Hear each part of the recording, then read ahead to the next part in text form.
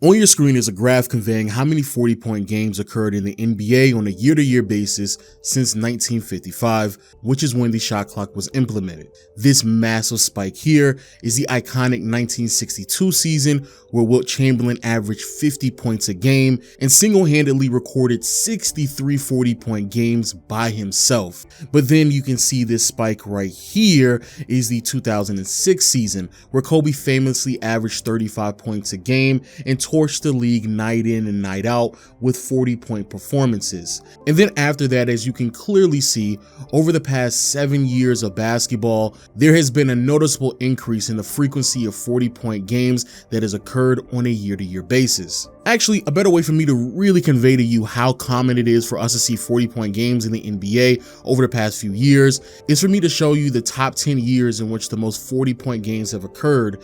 And as you can see, 6 out of the top 10 years have happened within the past 6 seasons. And literally right outside of the top 10 is this year with 91 40-point games.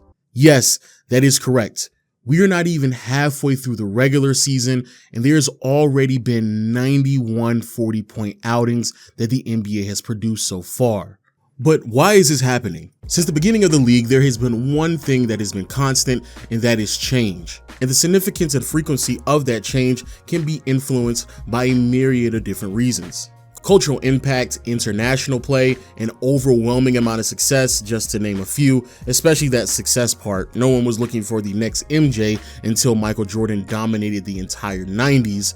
And of course, there were some hit or misses along the way, but you kind of get my point. But what is so interesting to me is the amount of change, especially when it comes to scoring within a finite amount of time. Going back to the 40-point game graph, you can clearly see even within a 10-year period, there has been a noticeable increase. And just for the people out there who think that I may be overreacting to outlier performances, what about season averages? Back in the day when I was growing up and a young NBA fan, being a 20-point scorer was a coveted title. The reason for this is because there was only 20 to 30 players on a year-to-year basis who were skilled enough to average 20 points by the end of the season. Now, this continued to be the norm all throughout the 2000s. However, in the early 2010s, there was a noticeable decrease in how many players could average 20 points on a year-to-year basis, and that's another video for another day. But since 2015, the number of players continued to increase over and over again. And instead of there only being 20 to 30 players averaging 20 points,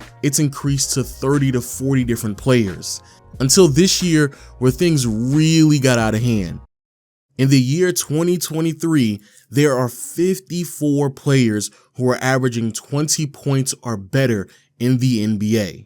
This is insane. 40-point games have become mundane, video game stat lines have become normal, and every single night the level of scoring and overall production from individual players as well as from a team perspective feels like the NBA is broken. So what's going on? Well, for starters, we have to talk about pace, one of the most overlooked variables when comparing different eras throughout NBA history, yet it is still the most impactful and consistent factor when it comes to measuring scoring from an individual or a team perspective. And honestly, I don't know why people don't bring this up more often when talking about all-time great players.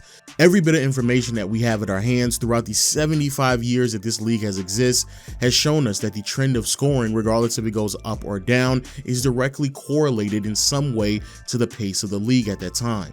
And honestly, it makes sense. The higher the pace means that there's more possessions, and with more possessions means that there's more opportunity to score. And looking at the pace back in 1999 to 2009 up into 2019, there is a noticeable difference. And since 2019, the pace has been relatively the same over the past 5 years. However, this can't be the only contributing factor. Matter of fact, it can't even be the biggest contributing factor to explain this scoring explosion that we're witnessing this year, because there have been time periods throughout league history where the pace has been just as fast, if not faster, than what we're witnessing right now. Going back to the 1988 season, where the pace is just as fast as it is in today's game, the amount of field goal attempts are relatively the same, and actually actually back then, the league average on free throw attempts was 29 times a game, in contrast to where we are today where it's sub 24 attempts per game. And yet still at that time, the league average in terms of points per game from a team perspective was 108, in contrast to where we are right now where it's nearly 114. So there has to be something else going on, right? Well, you would be correct, because another major variable to the scoring outbursts are analytics. I know, depending on who you are, that is a big no-no word when having real hoop basketball conversations, but I do believe it's very important for me to bring this up, because regardless of how you feel about analytics, the proof is in the pudding. If we can go back through our NBA history and find years where the pace and shot attempts are relatively similar to where we are today, but the amount of points that are being scored is drastically different, then that would literally prove that analytics is producing a more efficient way of basketball. The long two-pointers have been replaced with more efficient and productive threes, and the level of volume that we're seeing this year is historic. Nearly 39% of the shots that have been attempted so far this year are three-pointers, a noticeable increase from where we just were 10 years ago, and that difference becomes even more comical the further back you go in NBA history. Back in the '88 season, roughly 5 to 6% of the shot attempts were three-pointers. Then replacing the pull-up mid-range jumpers or even post-up plays with an influx of relentless attacks to the basket has not only removed a lot of the shots within the mid-range area, but also it has increased the two-point percentage in the league to a historic high of 54%. And beyond just threes and twos, the free throw percentage is the highest it's been throughout NBA history, which translates to the highest true shooting percentage the league has ever seen as well. And also, over the past 4 to 5 years, the turnover rate has been the lowest it's ever been. So yeah, even if you are one of the more purebreded real hoopers out there, or just an old head that gets caught up in nostalgia, the results are pretty undeniable. Another major factor to the scoring boom are rule changes. I know for some of my younger fans out there, you may be in denial about this or just unaware because you weren't watching basketball 20 to 30 years ago. However, it is undeniably true that the league has either changed or adjusted rules to best benefit offense. And in particular, majority of these rule adjustments have been more perimeter leaning. And this is very important to highlight because when having this discussion, of course, many people are going to compare different eras throughout NBA history. And with rule changes having a heavy influence on how the game is played, it does not immediately mean that just because player A plays in an era where there's more scoring means that he could go in another era and dominate just as well. There are certain rules that just don't exist anymore that have lifted restrictions and limitations of certain players in the league, especially the ones that play on the perimeter. However, even with all of those reasonable and legitimate variables and factors that I just highlighted, I do believe there is one clear explanation behind this new wave of scoring explosion that has taken over the NBA, especially over the past 2 to 3 years. And that is innovation. A wise man once said, innovation is the unrelentless drive to break the status quo and develop anew where few have dared to go. And when it comes to the NBA, progressive mind states have really taken over the league, the imagery, and how the game of basketball has been played.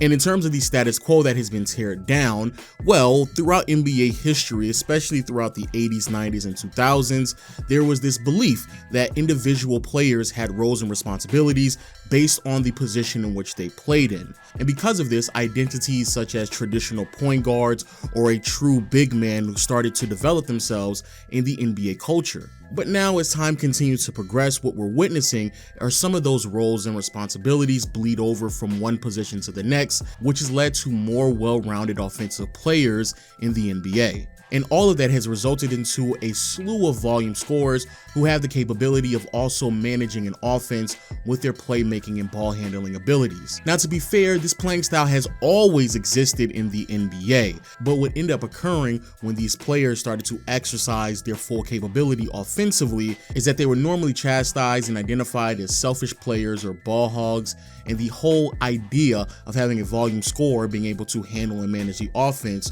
was viewed through a lens in which was not winning style of basketball. But now in today's game, the mentality has shifted and changed, and I think a lot of that has to do with the innovation that LeBron brought to the table. Early in Bron's career, not only did he display a feel for the game that made him an exquisite passer, but also complemented that skill set with a level of volume scoring that made him practically impossible to defend. And unlike many of his predecessors, the level of success that he has seen throughout his career, in particular between 2007 and 2016, was so astonishing that it had to be duplicated in the upcoming era. And so now this philosophy is so openly accepted that we even give it a name. We talked about this in my last video, the heliocentric star, where you have one individual who has a significant amount of influence on his team's offense. Now, what does all of this have to do with what we're talking about? Well, in today's game, because this ideology is much more openly accepted, what's starting to happen is that you have these players who've practically always existed in NBA history, the ones who can go for a 20, 30, or even 40 on any given night, now have the ability to initiate the offense. So instead of the game slowing down, teams running sets that put their best offensive player in positions to score the basketball, that player is bringing the ball up and is immediately a threat to score as soon as he crosses the half-court line. And the numbers back this up as well. The amount of players who have a usage rating of 30 or higher is at an all-time high. Also, with volume scoring players having the ball in their hands more predominantly, players having the ability to average 20 or 25 points while still contributing 5 or more assists is at an all-time high as well. Out of those 54 players who are averaging 20 or better, 26 of them are averaging 5 assists or more. How astonishing is that? Well, between 1985 to 1995, there were only 24 players who had the ability to average 20 points and 5 assists within at least one season. So yeah, within an entire decade between the 80s and 90s, there are fewer players who have the capability of being a 20 and 5 player than there are in today's league. Now, of course, people are going to bring up other aspects, and I do believe there's some validity to some of the concerns that you may bring up in the comment section below, such as the league being more perimeter oriented. That is true, and that certainly contributes to what I'm talking about. However, when you look at big men as well, their ability to handle and initiate offenses has increased also. Giannis, Jokic, Zion, Domantas Sabonis, just to name a few. But then you even have players such as Joel Embiid, Karl-Anthony Towns, and Pascal Siakam this year, all having career highs in assist totals. I know many people are going to highlight the analytics aspect of it, and that is true. Getting 3s over 2s certainly helps. However, there are certain players in today's game who don't shoot that many 3s, such as Kawhi Leonard and Kevin Durant, who still are having some of the greatest scoring seasons of their entire career. And as I say that, I also do not believe that it's a coincidence that we're starting to see an increased role in ball handling responsibilities with KD and Kawhi. FYI, their assist numbers are also going up as well. And even to a more extreme example, we have someone like DeMar DeRozan, who doesn't shoot 3s, and when he doesn't make them at any respectable clip, and yet still he has the ability to have some of the greatest scoring seasons of his career over the past 3 to 4 years. And once again, it's not coincidental that his responsibility as a ball handler and playmaker has increased alongside with his assist totals. And oh yeah, be very mindful that those 3 examples that I just gave you, they've been in the NBA for several years now. So we can look at what they once were back in their earlier years, compare them to where they are right now, and it is undeniable what the influence of someone like LeBron has had on this league. The level, the standard, and expectations that come along with being a volume scorer is at an all-time high, which has produced much more well-rounded offensive pieces. And instead of having someone set them up, volume scorers now have a direct impact on the game, which gives them more opportunities to score. And I do believe that is a major contributing factor to yielding these type of results. But hey, that's just a theory of mine. I do believe all those other factors play a massive role as well, but I don't want people to overlook the innovation that I believe has brought us to this point as well in NBA history. But let me know your thoughts in the comment section below. Make sure you hit the subscribe button. We're almost at 300K on this channel. I thank you very much for all of your support. Also, if you want more day-to-day content from me about basketball, go to my second channel. I'm starting to upload there much more frequently, largely because we're in the middle of the season and I have a lot to say about what's going on in the league right now. And as always, thank you for the support. Hit the like button if you enjoyed the video. And until next time, I'll see you all later. Peace.